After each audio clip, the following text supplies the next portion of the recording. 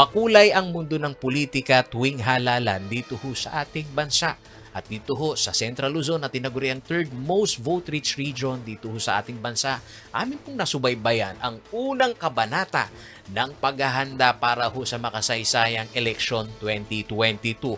Mula pa lamang ho sa voters registration hanggang sa paghahain ho ng kandidatura ng mga lokal na kandidato hanggang sa pagbisita ho nitong mga presidential aspirant.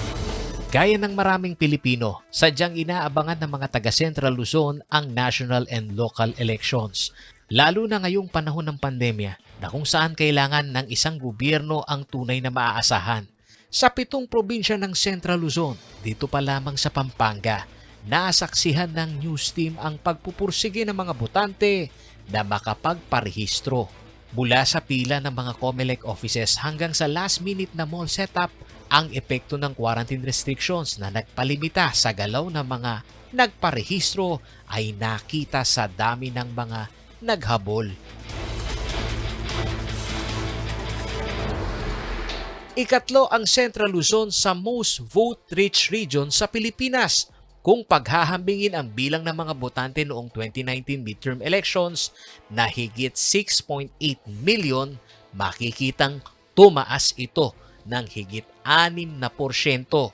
Higit 7.2 million na ang registered voters sa rehiyon para sa 2022 national and local elections.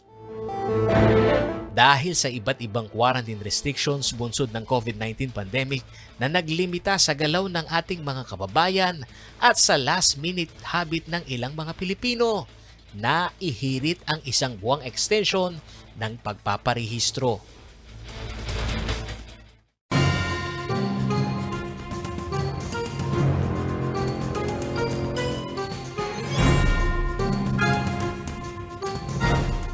At ang resulta nito ay ang paglaki ng numero ng mga botante sa 7 probinsya ng Central Luzon. Unahin natin ang Bulacan na kung saan meron tayong 2,007,523. Tumaas ito ng 7.72%. Pumapangalawa ngayon ang Pampanga na kung saan may 1,580,473 na tumaas ng 8.23% mula sa 1,460,303 in 2019. Pumapangatlo, ang Nueva Ecija kung saan meron tayong 1,543,685. Of course, traditionally, ang Aurora pa rin parang isang maliit lang na lungsod with 154,680. Kapuna-puna umano na marami ang young voters sa eleksyon na magsasabay ang local at national. Ayon kay Assistant Regional Director ng COMELEC Region 3 na si Attorney Elmo Duque. They constitute nearly one-half, mga siguro na mga 40 to 44% ng ating voting population sa Central Luzon. So talagang dominante yung mga kabataan. Tama, kasi dagdagan mo pa ng 40, Paolo, ilagay natin ng 40 hanggang 45. They really decide the outcome of the election. Maituturing na ang sektor na ito ay nabibilang sa mga critical voters o kung tawagin ay liberal thinkers na mataas ang kamalayan sa halaga ng kanilang partisipasyon sa halalan. They are critical. Bakit critical? Una sa lahat, their future is affected. Pangalawa, their knowledge about the socio-political and economic situation ng bansa is high. Their interest is high dahil sa social media and knowledge is just at the fingertip of a person right now.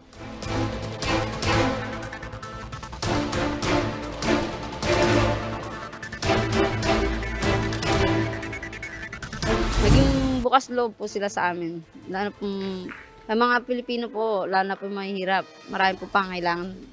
Lalo na po sa financial po at sa mga medical, yun po. Ang ano po sa isang kandidato ay hindi kurakot. Hindi yung parang kapag kunyari, pero pag nag-double na, nandun na sa pwesto niya, wala na siya pakialam sa mga magkakaalaman ngayon kung sino ang may track record na totoo. Kasi kapag nilagay nila sa social media accomplishment nila, makikita namin at pwedeng ipacheck. Ngayong panahon ng pandemya, tingin ho ng iba, mag-iiba raw ang takbo ho ng halalan. Bagamat nagsimula na hong mag-ikot, ito hong mga kandidato. Iba pa rin umano ito kaysa ho sa dating nakasanayan. Maging ang Commission on Election o COMELEC, may mga adjustment hong ipatutupad. Kaya ang ilan ho sa ating mga kababayan hindi maiiwasang mangamba. Bakit? Dahil ho sa kanilang nakikita na baka makompromiso ito hong kalinisan at katapatan ng halalan.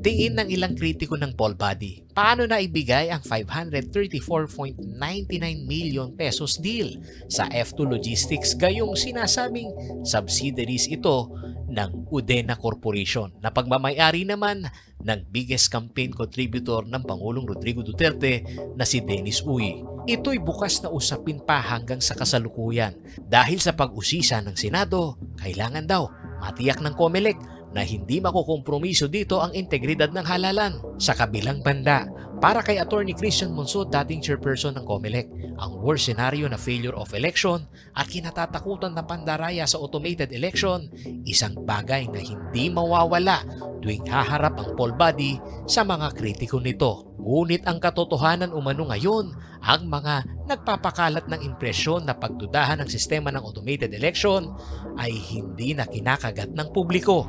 The worst is magkakaroon ng failure of election, magkakaroon ng massive fraud, gagamitin yung automation. Hindi mangyayari, palagay ko yan. Dahil sa akin nga, the system somehow works. Right? At saka yung sinasabi nilang wholesale fraud doon sa automation, that's never happened. And if you notice, yung people accepted the results of all the elections. And they know what happened at the ground level. Sure, there were probably instances na attempted fraud and so on, use of force.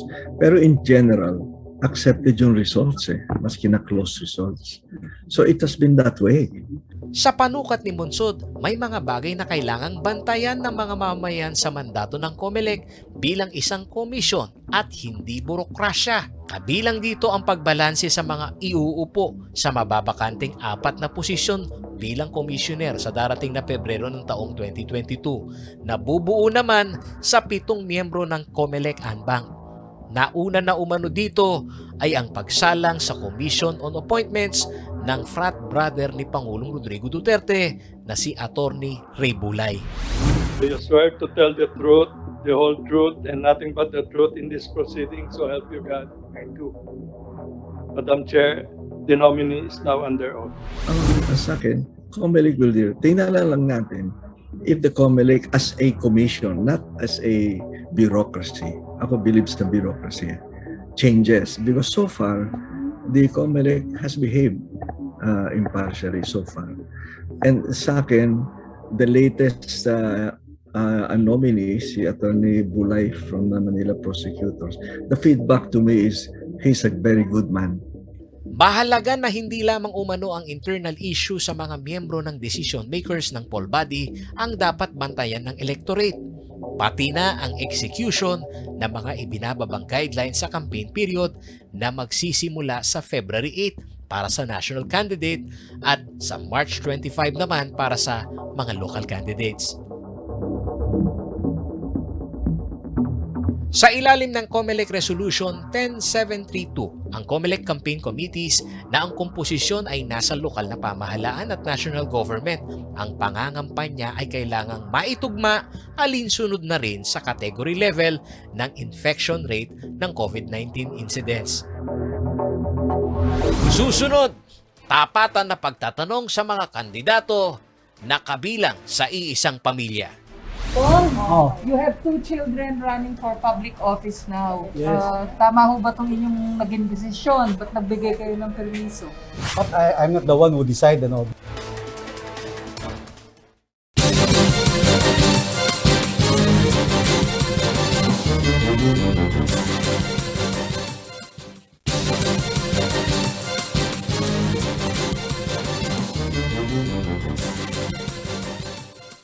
Umiikot ang kapangyarihan sa iisang apelyido. Hindi na ho ito karaniwan sa kultura ng halalan dito ho sa ating bansa.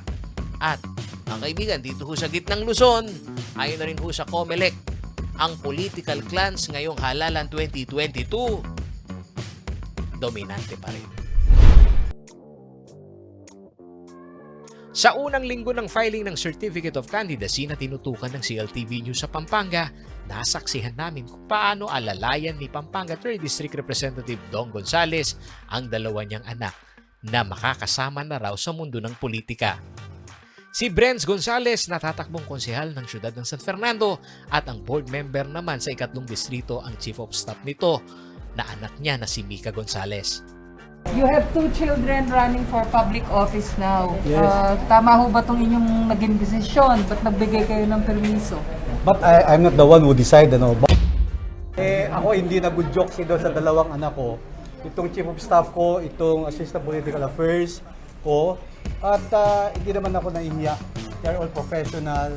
They have a lot of experience in legislation and helping the people. Pinaninindigan ni Representative Gonzales na walang masama sa pagnanais ng mga anak na pasukin ng politika, lalo't kung sila naman umano ay qualified at may mabuting track record. At sagot din ng anak na si Mika, marami rin daw na naipamana ang ama sa estratehiya sa serbisyo publiko. Ako naman po kasi bilang isang matagal na rin pong sumasimeserbisyo sa 3rd District at sa aking tatay na si Congressman Dong Gonzales, marami na po ako napulot. Marami na po ako natutunan sa kanya kung paano makipagharap sa mga kadistrito natin dito. Ang debate kung ano ang masama at mabuti sa political dynasty ay kontrobersyal pa rin hanggang ngayon sa Kongreso dahil ito'y usapin na maaaring makasagasa sa interes ng mga gagawa ng batas. Pero para kay Attorney Christian Monsod na kilalang advocate ng anti-dynasty bill, mapanganib ngayon ang pag-usbong ng political clan sa mga rehiyon o probinsya dahil sa devolution of power ng national government sa lokal na pamahalaan at nakabinbin na pagtulak ng federalismo ay maaaring maglikha ng imperyo ng mga magkakamag-anak na nasa pwesto. And that's why I don't like federalism, because federalism precisely creates regional dictators. Di ba? Merong new level na yung regional level government. No?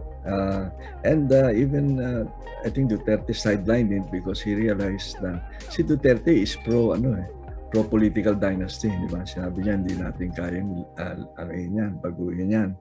Kasi siya dynasty din.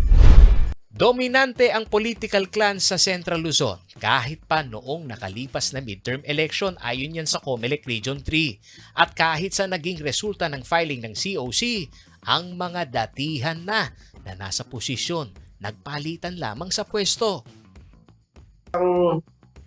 Mayroon pa rin yung dominance ng mga political clans pag tinitingnan natin yung kalagayan ng Central Luzon. Nakikita natin na yung mga dati pa rin mga pangalan, yung mga kilala na at dati na rin nanunungkulan, sila pa rin yung dominante sa hanay ng mga kandidato sa ating region. Sa pagbabantay ng CLTV News Team, ang binabanggit ni Atty. Duque ay nakita sa political senaryo sa probinsya ng Aurora. Nagpalitan lamang sa pwesto ang mag-ama na sina Governor Gerardo at Christian Noveras. Bababa ang ama sa pagka-vice-gobernador at aakyat naman ang anak sa pagka-gobernador, habang ang kandang Anggara nananatiling unopposed sa pagka-alkalde ng Baler, si Mayor Ret Ronan Anggara. Ganito rin si Congressman Romel Ricote Anggara ng Lone District ng probinsya. Sa probinsya naman ng Bataan, 4 na Garcia ang tumatakbo sa probinsya. Unopposed ang magkapatid na incumbent na si Governor Albert Abet Garcia at si 2nd District Representative Jose Enrique Joet Garcia III ang magpapalitan lamang ng pwesto. Si Balanga Mayor Francis Garcia at first cousin nilang si Vice Governor Maria Cristina Garcia, kapwa re-election din ang laban ngayong halalan. Habang sa Nueva Ecija, 3 umali ang tatakbo sa 2022 election. Re-election ng karera ni Governor Oy, Vice Gobernador ang kapatid nitong si Doc Anthony at tatakbo muli sa ikatlong distrito ang misis nitong si Cherry Umali. Ang Vergara family na kilalang may impluwensya din sa probinsya, re-election din si 3rd District Representative Ria Vergara at ang mag-amang si Micah Vergara na kandidato sa pagka-mayor at Vice Alcalde naman si Jay Vergara sa Cabanatuan City.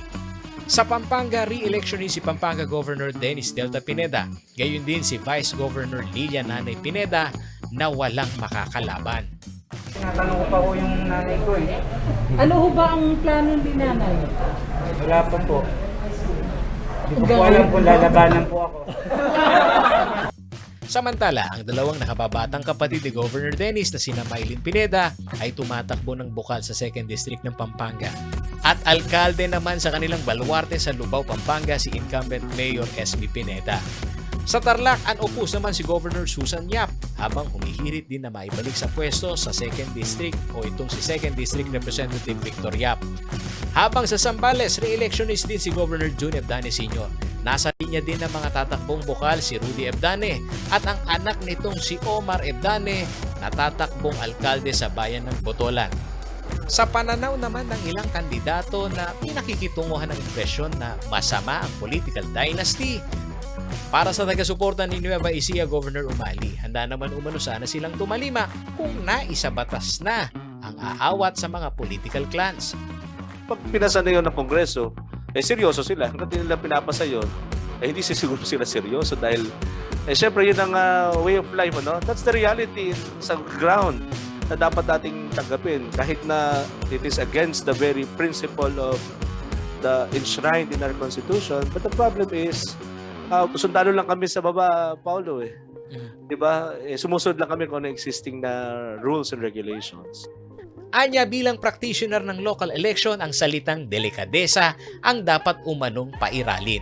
Ito umano'y prinsipyo at disiplina na kailangang tanggapin ng bawat kandidato na matutong tumigil at pagbigyan ang mga competent na bagong mukha sa politika. Iba ito. Hindi ko naman sabing expert na ako sa politika, kaya lang iba ito. Natututo pa rin ako sa matatandang politiko na I will not repeat yung mga mistakes na na-commit nila before.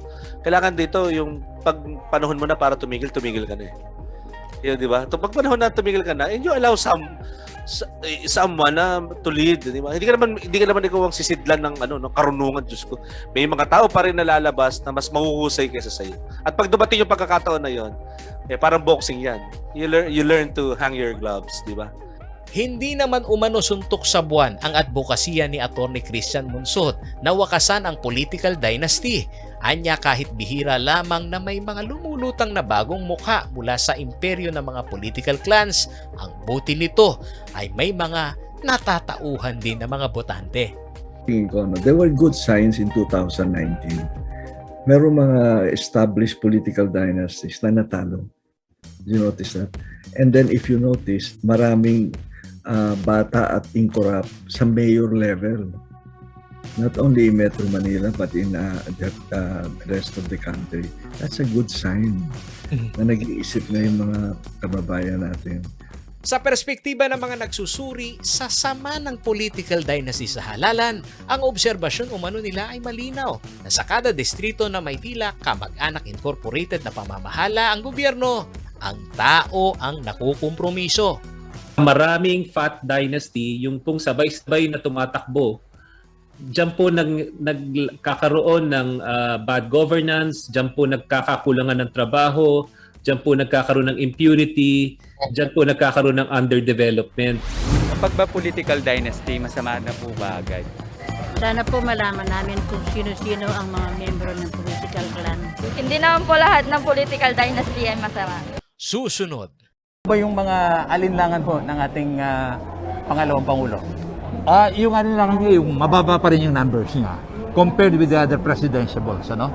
Kaya yun ang nakikita, sa palagay ko, nakikita niyang pinaka-roadblock.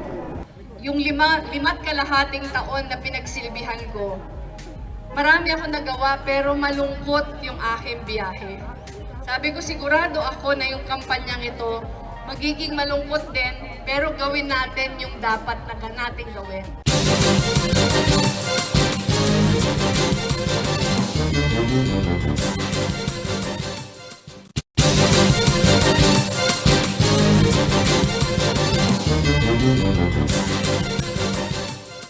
Ang alam ko, yung lima't kalahating taon na pinagsilbihan ko, marami ako nagawa pero malungkot yung aking biyahe. Sabi ko sigurado ako na yung kampanyang ito magiging malungkot din pero gawin natin yung dapat na natin gawin.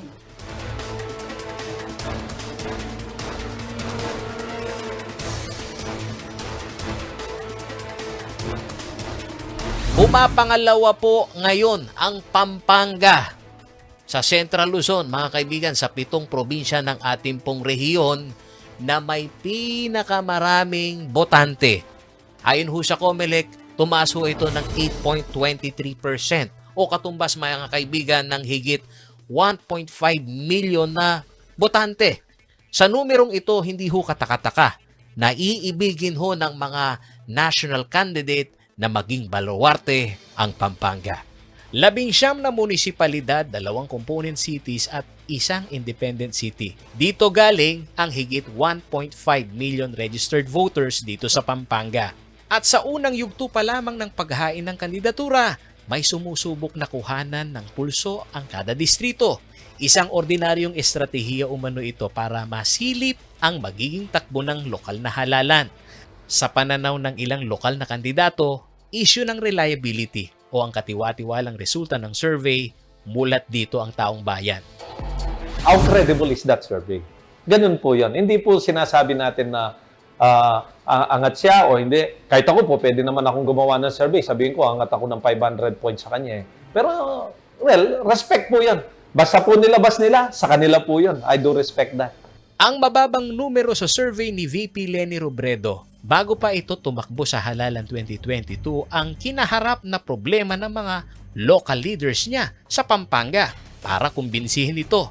Ayon kay dating Pampanga Governor Ed Panlilio, mahalaga kay VP Leni ang may numero. Ano ho ba yung mga alinlangan ho ng ating pangalawang Pangulo? Yung alinlangan niya, yung mababa pa rin yung numbers niya compared with the other presidentiables, ano? Kaya yun ang nakikita, sa palagay ko, nakikita niyang pinaka-roadblock. Bilang political observer, mahalagang maikonsidera rin ni VP Leni ang resulta ng survey. Ngunit para kay Attorney Christian Monsod, ang malapit sa katotohanan na survey ay ang buwan na hindi nagkakalayo sa araw ng eleksyon. Ang laki ng mga pagbabago ng mga resulta ng survey the closer to the election. So siguro yung survey ng mga February mas meaningful kaysa ngayon. At ang survey ngayon na dapat subaybayan ng botante ay ang pagbalanse sa tamang impormasyon sa kasinungalingan. Yan mo na iniiba nila ang history, ang iniiba nila yung facts. I think it can be, over time, give it a few weeks or more time, we will ito they can be set in place. Ano bang katotohanan, ano yung hindi katotohanan. Okay. Diyan maganda mag-survey. Markado sa kasaysayan ng halalan 2022 na ang mga local leaders ng Pampanga ay kasamang nag-udyok sa kandidatura ni VP Leni Robredo sa pagkapangulo. Hindi ko pa po ito nakakwento kahit kanino, pero yung wala pa po akong balak mag-file, pinuntahan po ako ni Among Ed, pinuntahan po ako, magkahiwalay po sila, pinuntahan po ako ni Mayor Edsa. Pareho po yung sagot ko sa kanila. Malapit na po ito mag-file, September yata. Ang sagot ko po sa kanila, wala akong balak magkandidato. Kasi ang sabi ko po sa kanila, ginawa ko ng maayos yung trabaho ko for 5.5 years. Ramdam niya ang epekto ng paninira at sama ng troll sa social media, kaya pakiramdam ni Robredo, magiging malungkot ang laban ng kanyang magiging karera sa kampanya sa pagkapangulo. Ang alam ko, yung lima't kalahating taon na pinagsilbihan ko, marami ako nagawa pero malungkot yung aking biyahe. Sabi ko sigurado ako na yung kampanyang ito magiging malungkot din pero gawin natin yung dapat na natin gawin.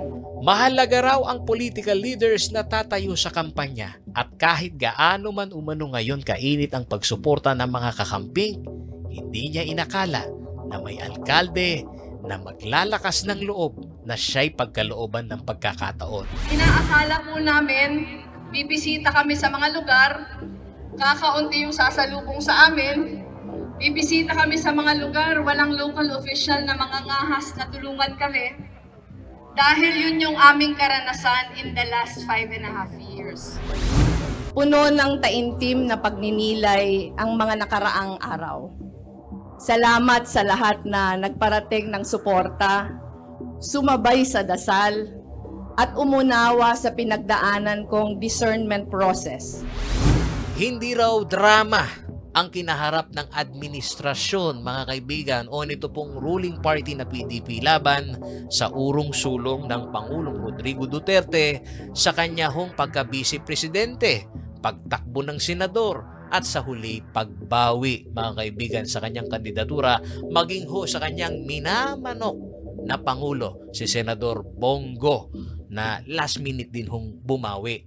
Ang pinanggagalingan umano na senaryo na ito ay ang issue ng kinatatakutang accountability ng Pangulong Rodrigo Duterte. It will end up, kasi nga sabi ko, the President Duterte is really very worried about accountability, right? He may go to jail, he may be asked, to show his assets and all that. So, nawala na yung marami na siyang options na hindi na off the table na eh. Di ba? Yung minention ko sa umpisa. So, sa akin, he will end up supporting a Marcos Duterte tandem. Yan lang ang option niya eh. You notice there is no administration candidate for president. At ang kapritsyo ng Pangulo na may mataas pa rin itong approval rating, duda ang kritiko niya na siya'y angat pa rin sa tao. Whether he likes to believe it or not, he's a lame duck because by June 30, under the Constitution, he has to step down. Hindi naman ito inaayunan ng kanyang mga kapartido at kapanalig. Para kay senatorial candidate na si Greco Bellica, ang pangyayari ngayong halalan na pagtalikod ng marami sa partido ng Pangulo ay refleksyon ng ugali ng politiko na tinawag niyang traidor. Politika, ang daming traidor. Ito, ang daming traidor. Okay. Daming traidoran. Kaya po dito sa aming partido, isa sa kartilya namin dito, one of the most important principle na kailangan at karakter na meron ng amin pong kasamahan na nire-require namin ay katapatan. Yung third requirement po namin sa aming kartilya is at katapatan, sa tipanan, sa usapan, at samahan. We have to have that character to be part of our party. Dito po talaga sa politika, ganyan ang mga politiko, yung survival ba, walang katapatan. Pagka dumating na yung susunod na malakas, kasama mo for so long, pero nandun na sa kabilang kampo kagad. And kung sa gera o sa samahan, pinapatay yung ganun eh. Dahil mga traidor dapat talaga pinapatay. Sa pananaw ng mga political analysts, kung napanatili ng administrasyon ang lakas ng ruling party na PDP laban sa lokal at nasyonal, ang rule of the incumbent, mahirap sanang mabuwag. Kung buo ang PDP laban, hindi sila watak, no? Hindi sila nahahati sa dalawang faction. Just imagine if they enjoy the equity of the incumbent, right? How they can leverage that. Samantala, wala ring sinasayang na panahon ang iba't ibang kampo ng presidential aspirant tulad ni Manila Mayor Isko Moreno, Senator Panfilo Lacson, Senador Manny Pacquiao at dating senador at anak ng diktador na si Ferdinand Marcos Jr. sa pag-iikot sa ilang probinsya ng Central Luzon para makahatak ng simpatya.